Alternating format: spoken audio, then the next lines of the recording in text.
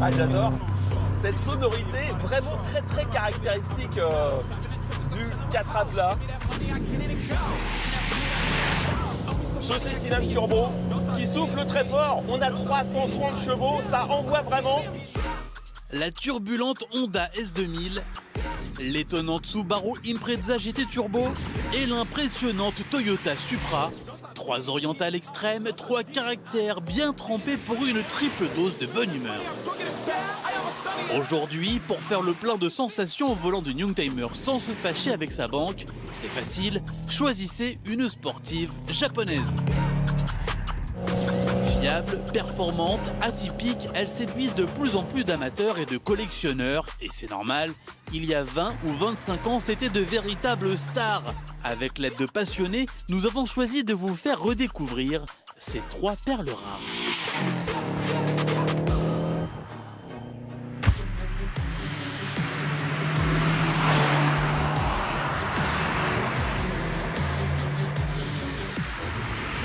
Alors pour un amateur de sportivité, eh bien cette voiture, elle a tout. Elle a un châssis d'enfer, aux petits oignons comme on dit, elle est super équilibrée, 50-50.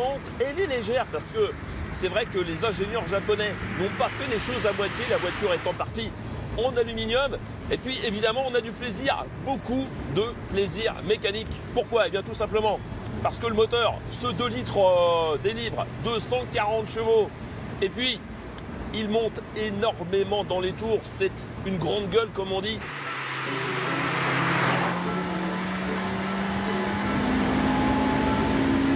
Oh, oh, oh, oh, oh. 9 pieds de tour. Ça c'est vraiment la cerise sur le gâteau, notamment aujourd'hui où les moteurs qui tournent à haut régime sont plutôt assez rares. En atmosphérique, c'est vraiment du bonheur. Hein. On ne s'imagine pas à quel point une automobile qui vit comme ça, qui vibre, qui va chercher dans les tréfonds de sa mécanique la puissance et le couple, on n'imagine pas à quel point c'est jouissif, quoi.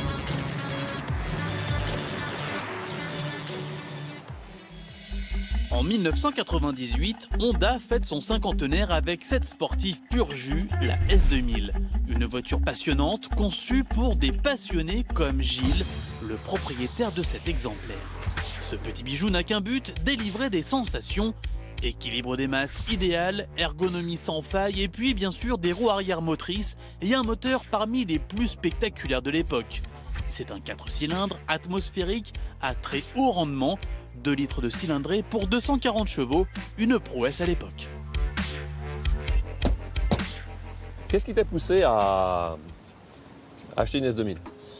Bon, écoute, c'est simple, j'ai une histoire Honda. Avant la S2000, il y a une âme à ces voitures. Quelque chose qu'on retrouvait dans la S2000. Je voulais me projeter aussi en avant. Les S800, c'est des voitures qui ont déjà 50 ans. Ouais, la S2000, moi, je veux la garder.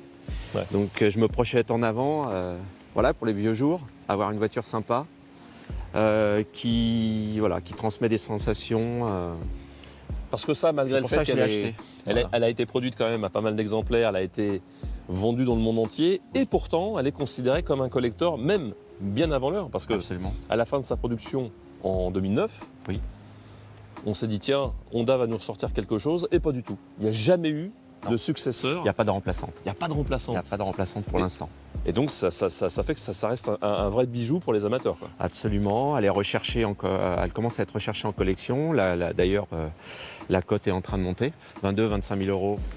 Donc voilà, tout bien pour moi. Et pour nous aussi, parce que dès qu'on en prend le volant, la magie opère. Avec elle, on ne fait qu'un et tous les sens sont en éveil, du pur plaisir. La S2000, c'est une sportive comme on n'en fait plus pour un tarif encore abordable. Il y a vraiment de quoi craquer pour elle. Nous allons retrouver une autre japonaise mythique. Celle-là, eh bien, c'est une Subaru et on va la retrouver sur un lieu mythique lui aussi. C'est l'autodrome de Montlhéry.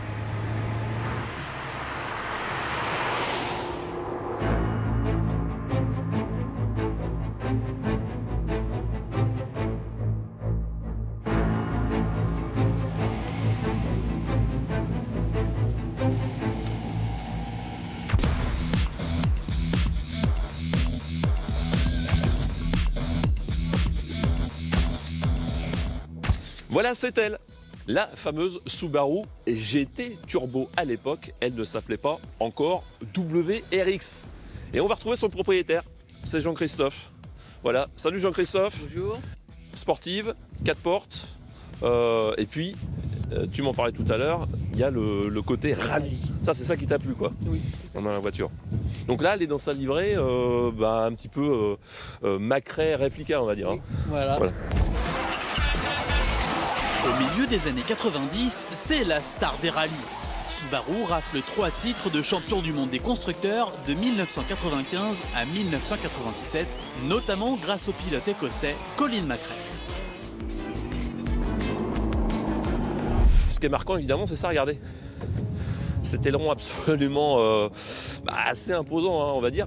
Ça rappelle évidemment la version qui courait en rallye et qui a fait le succès de Subaru dans cette discipline et qui a fait le succès de cette voiture, notamment en France. La déco, c'est les jantes dorées, c'est la couleur bleue. Forcément, ça rappelle encore une fois le sport. Puis ce qui a fait le succès de la voiture, c'est ça, c'est ce qu'il y a en dessous là. Regardez. Le cœur de cette Subaru, c'est aussi la signature maison. Un 4 cylindres à plat, turbo-compressé de 2 litres, puissance 218 chevaux. Et pour permettre plus de dynamisme, eh bien, les ingénieurs japonais ont décidé d'abaisser au maximum le moteur. Ce 4 cylindres il est très très bas dans la baie pour avoir un centre de gravité très bas et ça permet d'avoir un comportement encore plus sportif.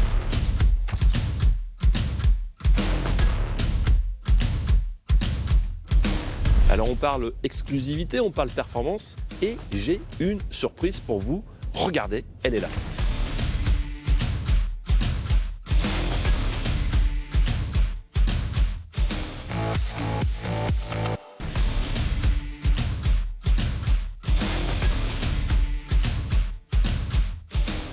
Salut Julien. Salut David. Tu vas bien? Ouais, ça va et toi? Alors Julien, c'est le président du club Subaru Île-de-France. Et c'est grâce à lui qu'on a réuni ces 2 voitures, dont celle-ci. Ça, c'est une Subaru qui n'a jamais été importée officiellement en France. Elle est un peu spéciale. C'est un modèle qui a été destiné exclusivement au marché japonais.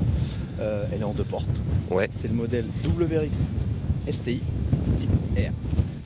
D'origine, ça développe 280 chevaux. 280 chevaux, ouais. Puisque dessus, tu as un turbo spécifique, tu as des pistons forgés. Voilà, mais on part du même bloc. On part du même bloc, ouais, complètement. D'accord. On part de la même base. Bon, Julien, finalement, Subaru, c'est une marque qui a quand même un vrai engouement en France. Ouais, il y a vraiment des passionnés, ouais. Clairement. Et d'ailleurs, il y a des événements qui se préparent. Ouais, il y a un très gros événement ici, à Montlhéry. C'est le Japan Car. Donc, c'est le Japan Car Festival.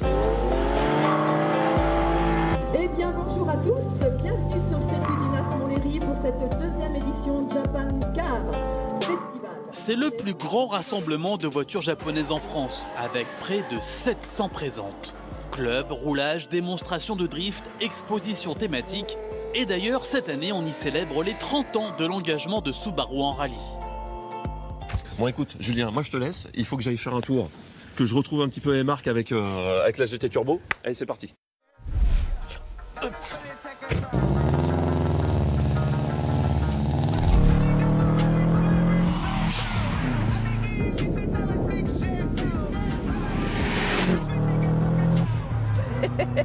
Ah, j'adore cette sonorité vraiment très très caractéristique du 4 à plat. Chez les anciennes, ce n'est pas si courant, et même aujourd'hui d'ailleurs, puisque à part chez Porsche, il n'y a plus de 4 cylindres à plat parmi les sportives d'aujourd'hui.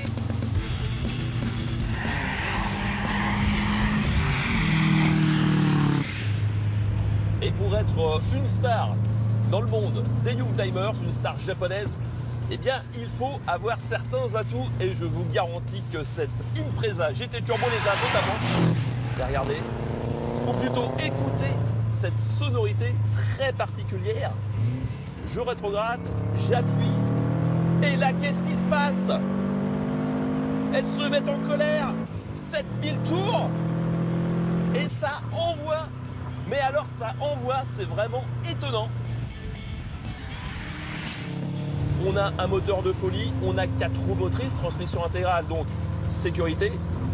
On a de la place, un coffre, c'est la sportive à tout faire. Et c'est un des meilleurs choix aujourd'hui en Youngtimer pour se faire plaisir au quotidien avec une voiture vraiment, vraiment pas comme les autres. Différentes, attachantes, ces sportives exotiques n'ont pas fini de nous étonner. Certaines sont même devenues des stars de cinéma, comme cette Toyota Supra, rapide et furieuse. Bon, nous on préfère vous emmener à bord de la version strictement d'origine, millésime 96. Alors de nos trois protagonistes, c'est sûrement la plus impressionnante. On a vraiment un gros gabarit. C'est une GT, hein, clairement. Et d'ailleurs, elle a le comportement d'une GT. On est assez dans la souplesse, un petit peu à l'américaine. On a des suspensions qui filtrent énormément. C'est vraiment du confort. Hein. Et pourtant, sous le capot, vous l'entendez, il n'y a pas n'importe quoi. 1.6 turbo, avec un turbo qui souffle assez fort. Hein. On est à plus d'1 bar. Et puis, bien la puissance, 330 chevaux, c'est quand même assez copieux pour ce genre de voiture. À l'époque, on est vraiment dans une catégorie au-dessus. Elle a un look d'enfer. Et d'ailleurs, eh bien, on va s'arrêter un petit peu plus loin pour vous faire découvrir en détail cette esthétique et ce physique hors norme.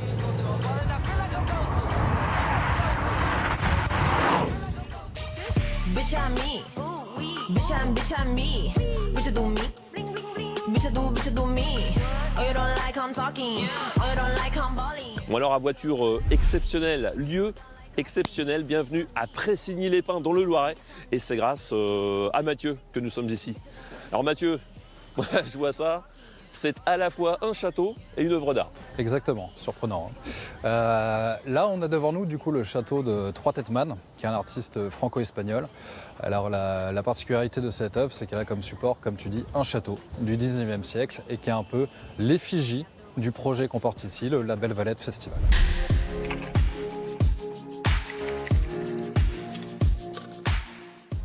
Le Label Valette Festival. Alors ce lieu-là est vraiment dédié aux arts urbains. C'est-à-dire qu'on invite tous ces artistes à peindre toutes ces surfaces exceptionnelles, un château, une chapelle, des écuries.